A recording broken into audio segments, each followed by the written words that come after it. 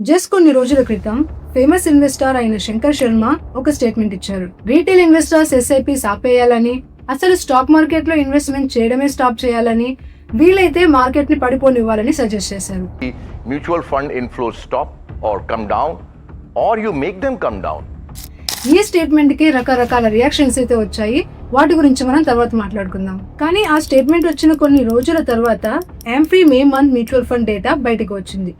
ఆ డేటా చూస్తే ఇన్వెస్టర్స్ శంకర్ శర్మ కన్నా ఒక అడుగు ముందే ఉన్నట్టు తెలుస్తుంది. AMFI డేటా ప్రకారం మ్యూచువల్ ఫండ్ ఇన్ఫ్లోస్ మేలో మంత్ ఆన్ మంత్ 40% క్రాష్ అయ్యాయి. ఏప్రిల్లో ఈక్విటీ మ్యూచువల్ ఫండ్స్ లో 38,440 crore రూపీస్ నెట్ ఇన్ఫ్లో వచ్చింది. కానీ ఒక నెల తర్వాత అది రఫ్లీ 23,000 crores రేంజ్ కి పడిపోయింది.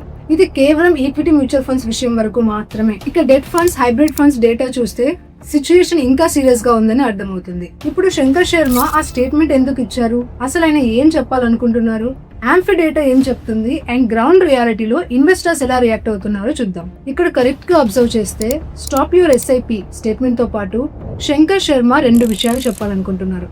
ఫస్ట్ ఏంటంటే ఆయన ప్రకారం ఇండియన్ స్టాక్ మార్కెట్ ఇప్పుడు బూత్ బంగ్లాలా మారిపోయింది అని. శంకర్ శర్మ మాట్లాడుతూ, నేను 40 కంట్రీస్ లో ఇన్వెస్ట్ చేస్తాను, వాటిలో చాలా ఎమర్జింగ్ మార్కెట్స్ ఉన్నాయి, ఇండియా కూడా ఒక ఎమర్జింగ్ మార్కెటే, కాబట్టి ఇండియాని డైరెక్ట్ గా యుఎస్ మార్కెట్ తో కంపేర్ చేయడం కరెక్ట్ కాదు. ఎందుకంటే యుఎస్ మార్కెట్ లాస్ట్ 1 year లో అరౌండ్ 35% రిటర్న్స్ ఇచ్చింది.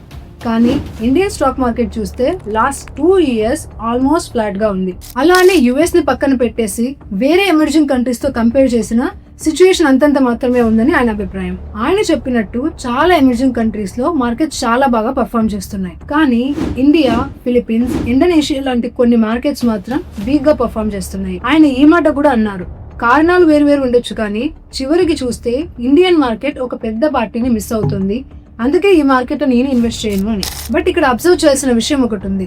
శంకర్ శర్మ ఈ స్టేట్మెంట్ ని పాస్ చేయకముందే మన రీటైల్ ఇన్వెస్టర్స్ మ్యూచువల్ ఫండ్స్ నుంచి వెనక్కి తగ్గడం స్టార్ట్ చేశారు. చాలా మంది స్టాప్ చేసేసారు కూడా. ఇక్కడ మీకు నేను ఒక ఇంట్రెస్టింగ్ డేటా చూపిస్తాను. ఫ్రెష్ ఎస్ఐపి రిజిస్ట్రేషన్స్ ఇప్పుడు 3 years లోకి వచ్చాయి. ఇంకా ఎస్ఐపి స్టాపేజ్ రేషియో 100% దాటింది. దీని మీనింగ్ ఏంటో కొద్దిసేపట్లో మీకు అర్థమయ్యేలా చెప్తాను. ఇప్పుడు శంకర్ శర్మ చెప్పిన ఫస్ట్ ఆర్గ్యుమెంట్ ఏంటో చూద్దాం.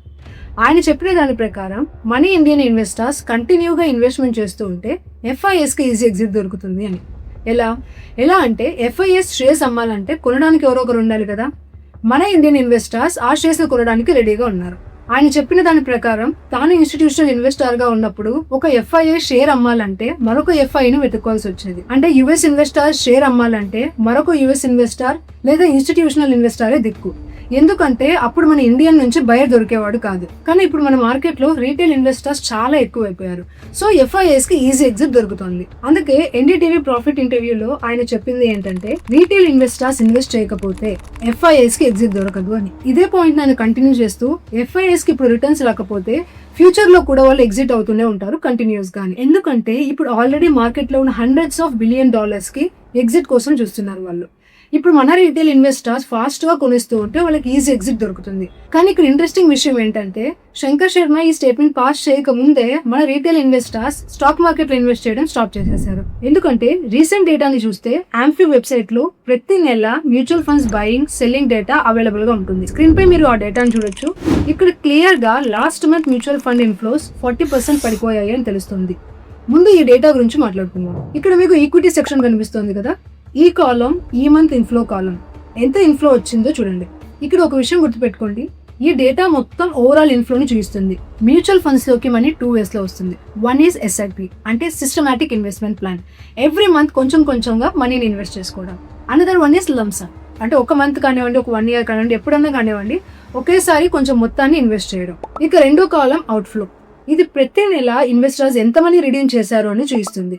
మూడో కాలం నెట్ ఇన్ఫ్లో లేదా నెట్ అవుట్ఫ్లో. ఇది ఫైనల్ గా మార్కెట్ లోకి ఎంత మనీ వచ్చింది లేదా మార్కెట్ నుంచి ఎంత మనీ బయటికి వెళ్ళింది అని చూస్తుంది. ఇప్పుడు డేటాను చూస్తే మే మంత్ లో ఇన్ఫ్లో వచ్చేసి 57,603 crore రూపీస్. అంటే అంత మనీ SIPs ద్వారా, లంసమ్ ఇన్వెస్ట్మెంట్స్ ద్వారా మ్యూచువల్ ఫండ్స్ తో ఇన్వెస్ట్ చేశారు. ఇప్పుడు అవుట్ఫ్లో డేటా చూస్తే investors 34,696 crore rupee mutual fund నుంచి రిడీమ్ చేశారు. నెట్ ఫ్లో చూస్తే కేవలం 22,907 crore రూపీస్. అంటే నెట్ గా ఈక్విటీ మ్యూచువల్ ఫండ్ మార్కెట్ లోకి వచ్చిన మనీ ఇది. ఇప్పుడు ఏప్రిల్ నెట్ ఫ్లో చూస్తే 38,440 crore రూపీస్. ఇక మార్చ్ డేటాలో ఇంకా సర్ప్రైజింగ్ గా నెట్ ఇన్ఫ్లో 40,450 crore రూపీస్.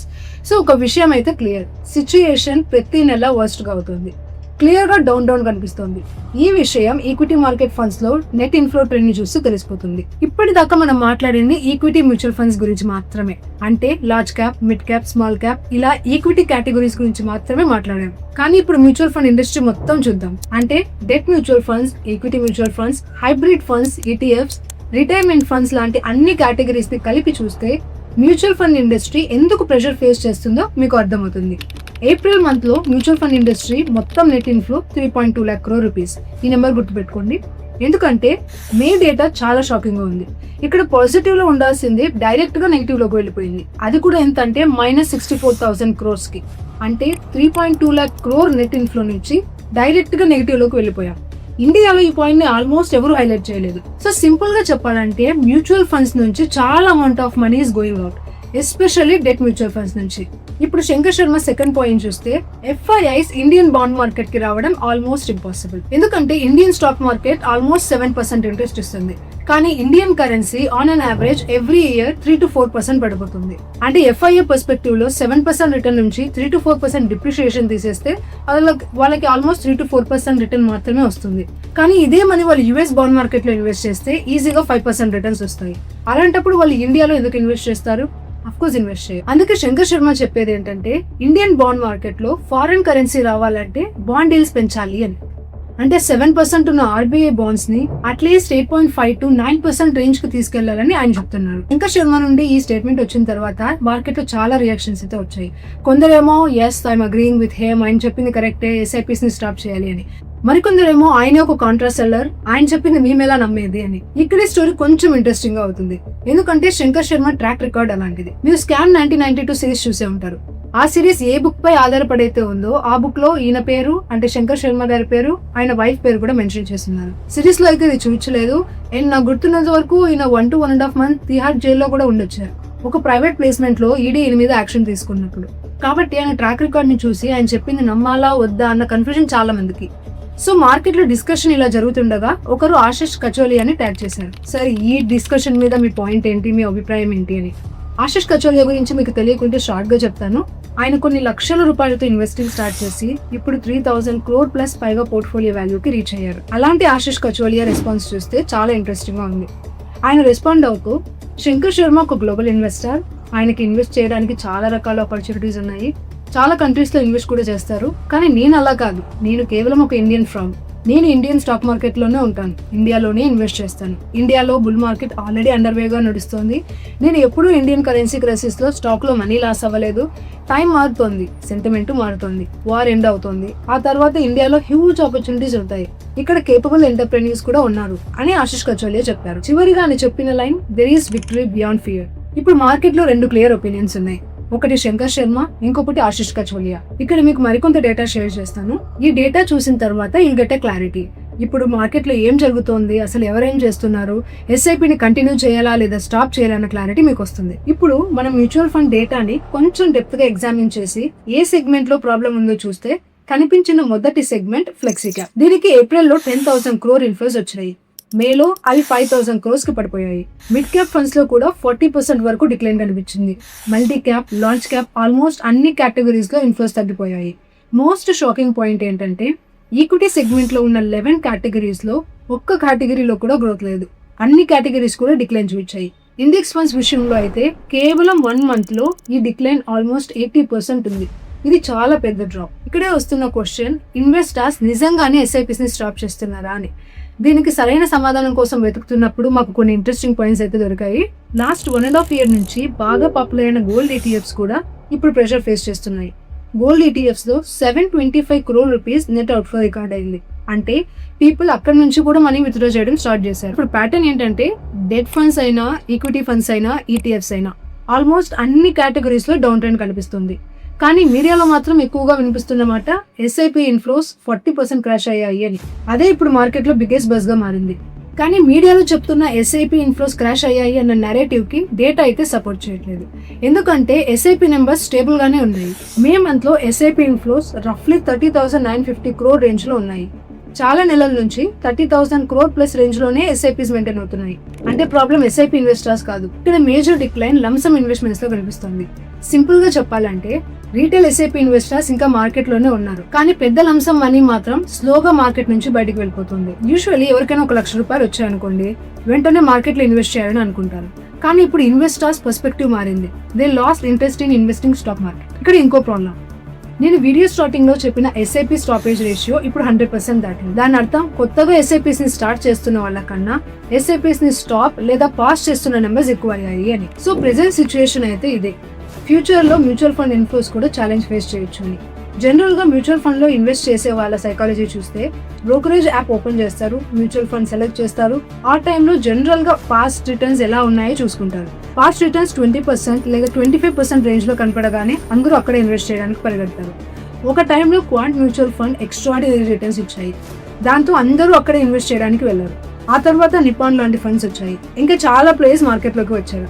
దాంతో ఇన్వెస్టర్స్ ఎక్కువ రిటర్న్స్ ఎక్కడ కనిపిస్తున్నాయో అక్కడికి మూవ్ అవ్వడం స్టార్ట్ చేశారు. కానీ ఇప్పుడు సిచ్యువేషన్ మారిపోయింది.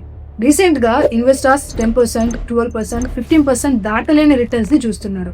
ఇంకా చాలా మంది యాక్చువల్ డౌన్ టౌన్ ని ఎప్పుడూ ఎక్స్పీరియన్స్ చేయలేదు, అది కూడా ఒక రీజన్. ఇంకో పాయింట్, ఎస్ఐపి ఇన్ఫ్లోస్ స్టేబుల్ గా ఉన్నాయి. చాలా మంత్స్ నుంచి ఆల్మోస్ట్ అదే రేంజ్ లోనే ఉన్నాయి, గ్రోత్ లేదు. కానీ లంసమ్ మనీ ఇన్వెస్ట్ చేసే పీపుల్ మాత్రం ప్రాబ్లం ఫేస్ చేస్తున్నారు. నా ఒపీనియన్ ప్రకారం దానికి 2 లేదా 3 రీజన్స్ ఉన్నాయి. నెంబర్ 1, పాస్ట్ రిటర్న్స్ చాలా వీక్ గా ఉన్నాయి.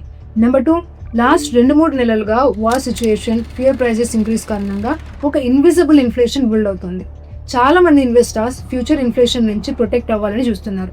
అఫీషియల్ డేటాలో అది క్లియర్ గా కనిపించకపోవచ్చు, కానీ గ్రౌండ్ రియాలిటీలో ప్రైజెస్ చాలా పెరిగిపోయాయి. హోటల్ రేట్స్ పెరిగిపోయాయి, ఫ్యూయల్ ప్రైసెస్ కూడా పెరిగిపోయాయి. కానీ ఇప్పుడు ఫ్యూయల్ ప్రైజెస్ తగ్గినప్పుడు ఆ రేట్స్ తగ్గుతాయా అంటే మోస్ట్ ప్రాబ్లీ నో.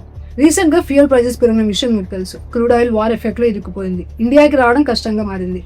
ఇప్పుడు యుఎస్ అండ్ ఇరాన్ ల మధ్య MOU గురించి డిస్కషన్స్ జరుగుతున్నాయి. ఒకవేళ క్రూడ్ ఆయిల్ ప్రైజెస్ తర్వాత తగ్గినా కూడా హిస్టరీ చూస్తే గవర్నమెంట్స్ ఫ్యూయల్ ప్రైజెస్ ని అంత ఈజీగా తగ్గించిన ఎగ్జాంపుల్స్ చాలా తక్కువ. కాబట్టి ఇన్ఫ్లేషన్ ఫియర్ ఇంకా ఉంటుందని చెప్పొచ్చు. సో ఇక్కడ శంకర్ శర్మ, ఆశిష్ కచోలియా మ్యూచువల్ ఫండ్ డేటాని ఈ మూడింటిని కంపేర్ చేసి చూసాం. కన్క్లూజన్ కొంచెం కన్ఫ్యూజన్ గా ఉండొచ్చు, ఇప్పుడు క్లియర్ గా చెప్తాను.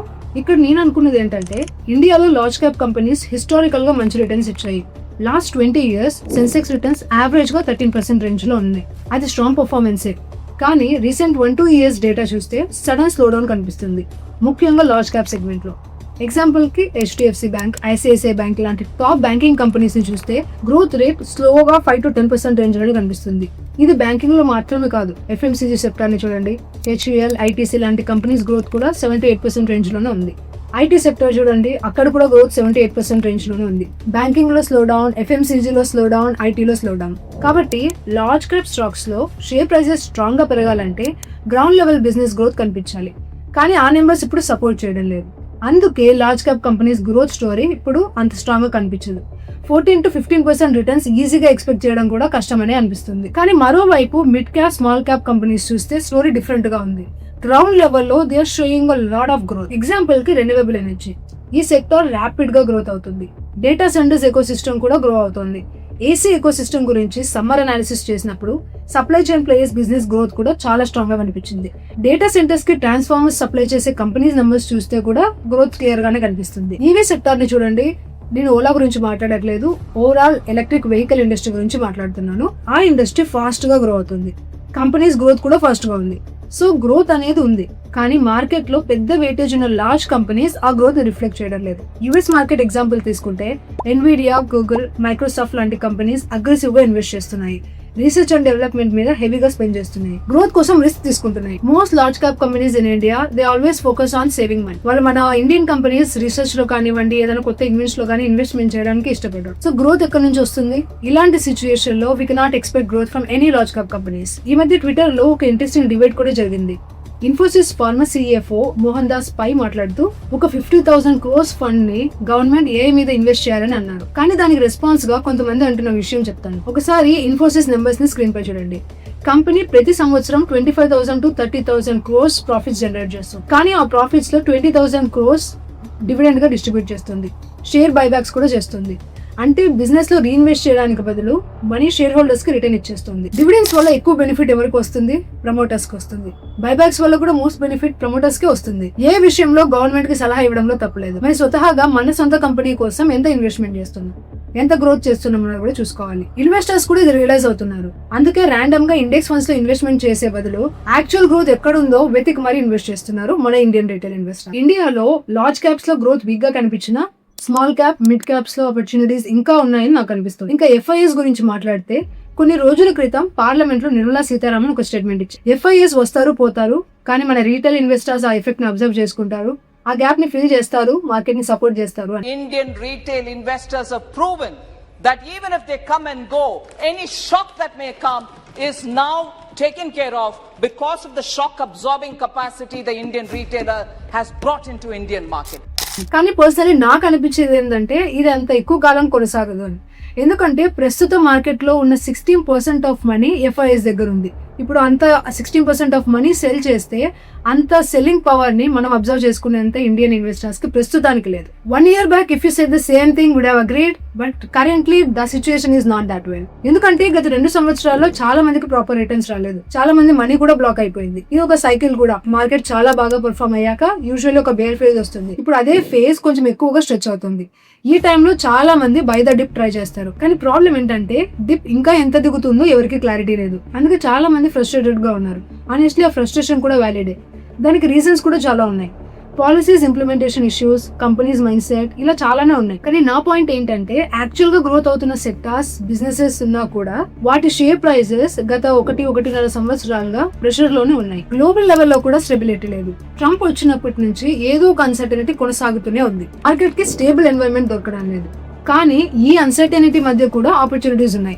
లార్జ్ క్యాప్ లేదా స్మాల్ క్యాప్ సెగ్మెంట్ లో గ్రోత్ కనిపిస్తే ఖచ్చితంగా ఇన్వెస్ట్ చేయొచ్చని నా అభిప్రాయం. ఇప్పుడు కొన్ని పాయింట్స్ లో నేను శంకర్ శర్మతో అగ్రీ అవుతాను. ఎగ్జాంపుల్స్ కి బాండేజ్ పెంచాలి అన్న విషయం. ఎందుకంటే రూపీ డిప్రిసియేషన్ కంట్రోల్ చేయాలంటే ఎఫ్ఐఎస్ కి మంచి రిటర్న్ ఇవ్వాలి. మరి ఎఫ్ఐఎస్ కంటిన్యూస్ గా సెల్ చేస్తూ ఉంటే మన కరెన్సీపై ప్రెషర్ పడుతుంది.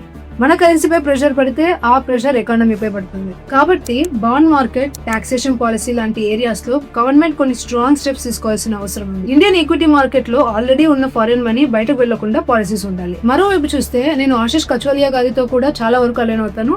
ఎందుకంటే ఇండియాలో ఎంటర్‌ప్రెన్యూర్స్ చాలా మంది ఉన్నారు, అలాగే ఆపర్చునిటీస్ కూడా చాలా ఉన్నాయి. అండ్ అవును, ఏఐ వేవ్ అయితే మనం మిస్ అయ్యాం. అక్కడ హ్యూజ్ వెల్త్ క్రియేట్ అయ్యేది ఇండియాకి, ఇండియన్ ఇన్వెస్టర్స్ కి, ఇండియన్ ఎంటర్‌ప్రెన్యూర్స్ కి కూడా. కానీ అన్ఫార్చునేట్లీ ఆ వేవ్ అయితే మిస్ అయ్యాం. కానీ గేమ్ అయిపోలేదు. దాని సెకండ్ వేవ్ ఇంకా ఉంది. దానిలో ఒక major sub sector data centres, దాని తర్వాత రిన్యూవబుల్ ఎనర్జీ, ఇంకా చాలా చాలా సెక్టార్స్ ఇండియాలో ఫాస్ట్ గా ఎమర్జ్ అవుతున్నాయి. కాబట్టి మీరు ఆ సెక్టార్స్ మీద ఫోకస్ పెట్టి పేషెన్స్ తో ఉంటే you can get very good amount of returns. ఎందుకంటే కంపెనీస్ గ్రోత్ అవుతున్నప్పుడు దాని స్టాక్ ప్రైస్ కొద్ది కాలం స్టాగ్నేట్ గా ఉన్నా ఫ్యూచర్ లో పెరగాల్సిందే. There is no other option. కానీ ప్రాబ్లం ఏంటంటే బిజినెస్ లోనే గ్రోత్ లేకపోవడం. ఎగ్జాంపుల్ కి లార్జ్ క్యాప్ కంపెనీస్, చాలా లార్జ్ క్యాప్ కంపెనీస్ లో there is no growth at all. అందుకే సెన్సెక్స్ నిఫ్టీలో కూడా ఆ గ్రోత్ కనిపించడం లేదు, విచ్ యాక్చువల్లీ మేక్ సెన్స్. కానీ మరోవైపు small cap, mid cap companies are growing like anything. But again share price మాత్రం గ్రో అవ్వడం లేదు. ఇది ఎక్కువ కాలం ఇలానే ఉండదు. ఎప్పుడో ఒకప్పుడు ఆ షేర్ ప్రైస్ ఖచ్చితంగా పెరగాల్సిందే. ఇప్పుడు క్వశ్చన్ బుల్ రన్ ఎప్పుడు వస్తుంది అని మిస్టర్ ఆశిష్ కచోలియా చెప్తున్నట్టు ఆల్రెడీ అండర్వేలో ఉందా చూద్దాం. నేనైతే పర్సనలీ వారెన్ బఫెట్ ని చాలా ఫాలో అవుతాను. ఆయన చెప్పిన ఒక golden line, be fearful when others are greedy and be greedy when others are fearful. We at Finnovations చాలా ఇయర్స్ గా అదే చేస్తున్నాము.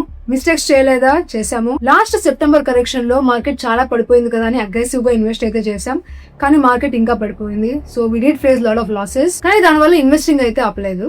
కొత్త మనీ వచ్చిన ప్రతిసారి ఇన్వెస్ట్ చేస్తూనే ఉన్నాము. రీజన్ సింపుల్, బాటమ్ ఎగ్జాక్ట్ గా ఎవరు ప్రెడిక్ట్ చేయలేరు. కాబట్టి యావరేజ్ చేసుకోవడం బెటర్. మార్కెట్ ఇంకా పడితే యావరేజ్ అవుతుంది, అదే మార్కెట్ రికవర్ అయితే కొంచెం బెనిఫిట్ వస్తుంది. ఆల్వేస్ రిమెంబర్, స్టాక్ మార్కెట్ లో రిటర్న్స్ ఎప్పుడు స్ట్రైట్ లైన్ లో ఉండవు.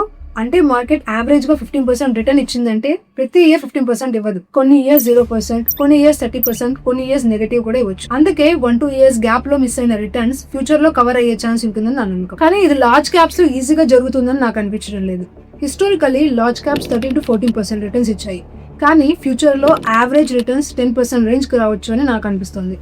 గ్రోత్ వీక్ గా ఉంటే ఇన్వెస్టర్స్ డిసప్పాయింట్ అవ్వడం న్యాచురల్. నా అడ్వైస్ ఏంటంటే గ్రోత్ ని ఫాలో అవ్వండి. గ్రోత్ ఎక్కడ ఉంటే అక్కడ ఇన్వెస్ట్ చేయండి. బై అండ్ ఫర్గెట్ అన్న రోజులు అయిపోయాయి. ఇండియాలో అది ఈజీగా వర్క్ అవ్వడం లేదు అండ్ కంపెనీస్ కూడా మైండ్ సెట్ కంప్లీట్ గా మారిపోయింది. ఇప్పుడు యుఎస్ కంపెనీ మైండ్ సెట్ ఏంటి, మనం ఆల్రెడీ పెద్దవాళ్ళం, మనం ఇంకా రీసెర్చ్ చేసి R&D మీద ఎక్కువ ఇన్వెస్ట్మెంట్ చేసి ఇంకా పెద్దగా అవ్వాలి అన్న మైండ్ సెట్ వాళ్ళది. కొన్ని సంవత్సరాల క్రితం $100 బిలియన్ అంటే ఒక పెద్ద విషయం. ఇప్పుడు యుఎస్ లో $1 ట్రిలియన్ ఇండస్ట్రీస్ రన్ అవుతున్నాయి, ట్రిలియనీర్స్ కూడా ఉన్నారు. సో ఆ లెవెల్ థింకింగ్ వాళ్ళది.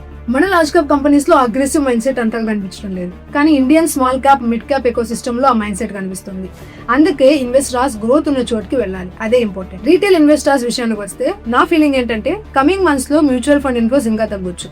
ఎందుకంటే కోవిడ్ తర్వాత మార్కెట్ లోకి వచ్చిన ఇన్వెస్టర్సే మెజారిటీ. ఇప్పుడు వాళ్ళు ఇలాంటి లాంగ్ పీరియడ్స్ వితౌట్ రిటర్న్స్ ఎప్పుడు చూడలేదు. దాంతో ఫ్రస్ట్రేషన్ ఇంకా పెరగొచ్చు, సెల్లింగ్ ప్రెషర్ కూడా పెరగొచ్చు. కానీ ఇన్వెస్టర్స్ ఫోకస్ చేయాల్సింది ఫియర్ మీద కాదు, గ్రోత్ మీద, డేటా మీద, యాక్చువల్ ఆపర్చునిటీస్ మీద. ఇక్కడ ర్యాండమ్ గా వెయిట్ చేయడం కాదు, డేటా డ్రివెన్ డిసిషన్స్ తీసుకోవాలి. That's my point. ఈ థాట్స్ మీతో షేర్ చేయడానికి అయితే ఈ వీడియో చేశాను. ఈ కంప్లీట్ అనాలిసిస్ మీకు నచ్చుంటే ప్లీజ్ కమెంట్ లో మెన్షన్ చేయండి, so we can continue doing this kind of analysis. ఇలాంటి స్టాక్ మార్కెట్ గైడెన్స్ వీడియోస్ కోసం అయితే ఫినోవేషన్స్ తెలుగు ఛానల్ కి సబ్స్క్రైబ్ చేసుకోండి. See you in the next video. Bye bye and take care.